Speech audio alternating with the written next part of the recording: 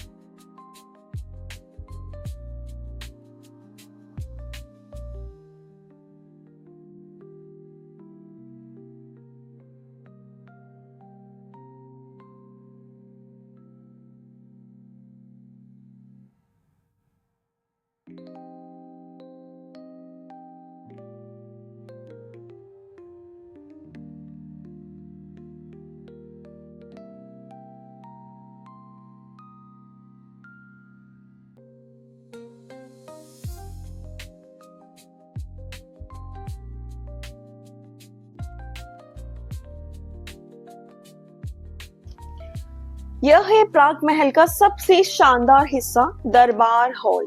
यहाँ राजकीय समारोह और महत्वपूर्ण बैठकों का आयोजन होता था। इन ऊंची ऊंची छतों और विशाल झूमरों को देखिए, शाही भव्यता साफ झलकती है।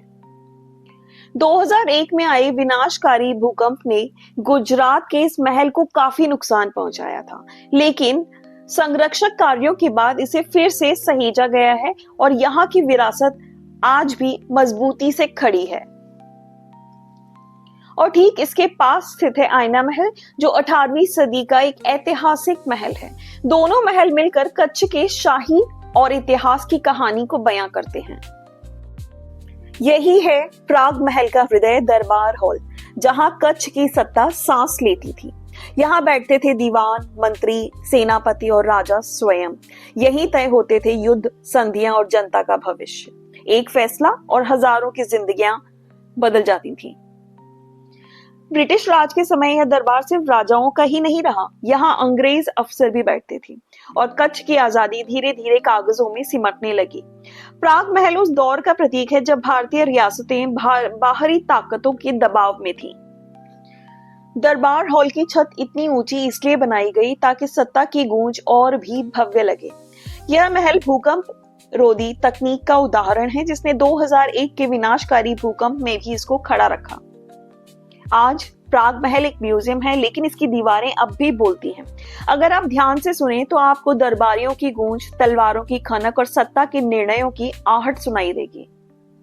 प्राग महल सिर्फ इतिहास नहीं, हमें याद दिलाता है कि सत्ता अस्थायी होती है, लेकिन विरासत हमेशा अमर रहती है। दरबार महल प्राग महल का सबसे महत्वपूर्ण और प्रभावशाली भाग है।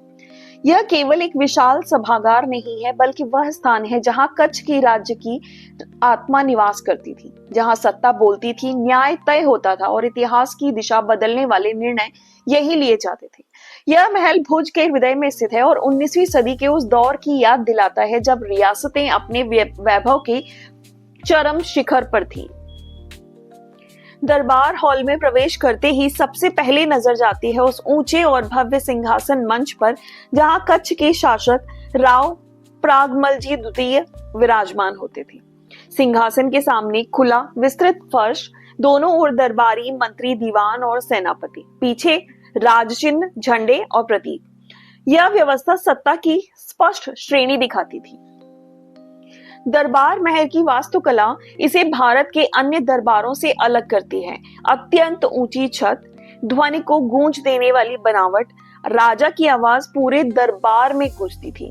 यह ऊंचाई केवल सौंदर्य नहीं, बल्कि सत्ता का एक मनोवैज्ञानिक प्रभाव थी, ताकि राजा का हर शब्द अंतिम आदेश लगे।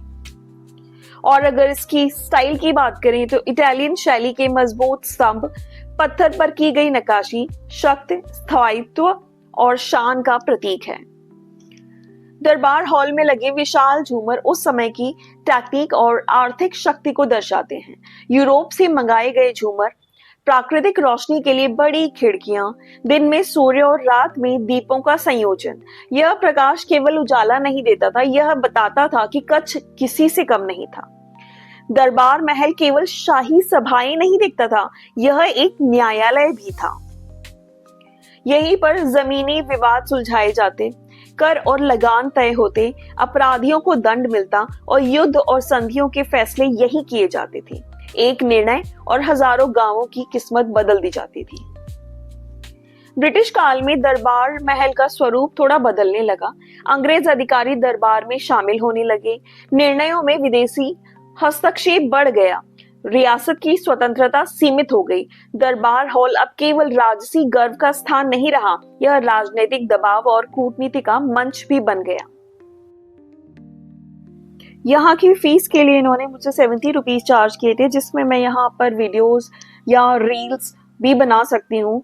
तो अगर आप यहाँ आ रहे हैं तो इनकी वीडियोग्राफी की फीस पे करके आएं, so that you can make your own reels and shorts. And उसके साथ ही यहाँ पर एक साइड में ये जो आप देख रहे हैं इंस्ट्रूमेंट रखा हुआ है, और इसमें आप अपनी रील बनवा सकते हैं। And they will be charging you 100 rupees per reel.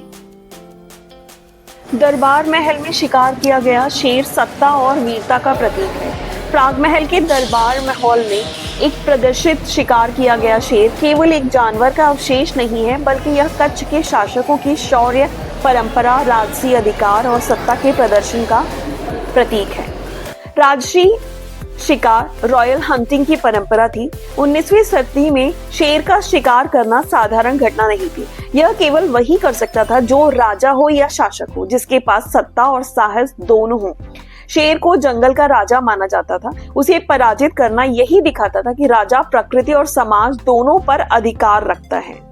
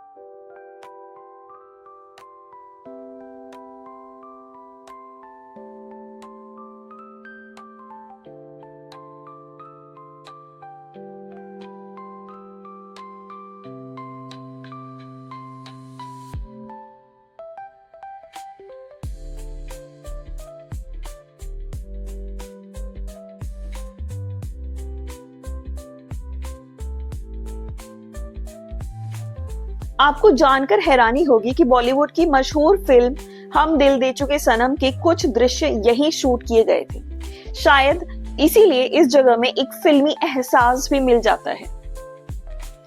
तो दोस्तों, अगर आप इतिहास, वास्तुकला और शाही विरासत को करीब से महसूस करना चाहते हैं तो प्राग महल आपकी ट्रैवल लिस्ट में जरूर होना चाहिए। और अगर आपको यह ब्लॉग पसंद आया हो तो लाइक, शेयर एंड चैनल को सब्सक्राइब करना मत भूलिएगा। तो मिलते हैं अगले सफर में, तब तक के लिए नमस्कार।